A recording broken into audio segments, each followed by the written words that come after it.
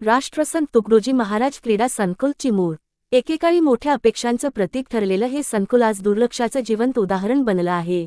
माजी राष्ट्रपती डॉक्टर शंकर दयाल शर्मा यांच्या हस्ते भूमिपूजन झालेल्या या प्रकल्पाची सुरुवात तत्कालीन खासदार विलास मुत्तेमवार यांच्या उपस्थितीत झाली होती।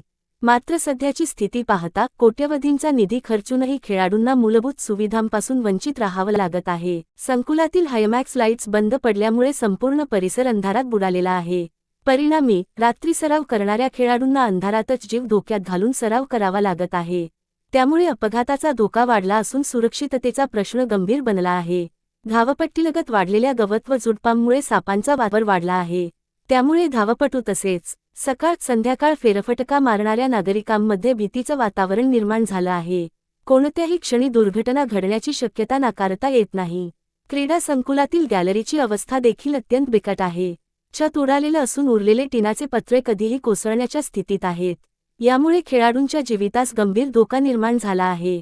दरम्यान आमदार कीर्तिकुमार भांगडिया यांच्या निधीतून सुमारे 35 कोटी रुपयांचा निधी मंजूर करण्यात आला असतानाही कामांची गती अत्यंत संथ आहे।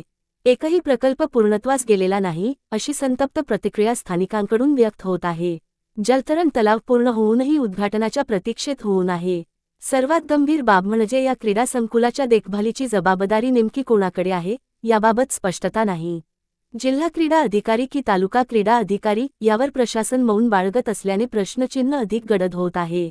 हायमॅक्स सुरू करून आम्हाला सुरक्षित सरावाची सुविधा मिळणार का, की क्रीडा संकुल असेच रामभरोसे राहणार, असा संतप्त सवाल स्थानिक खेळाडूंनी उपस्थित केला आहे।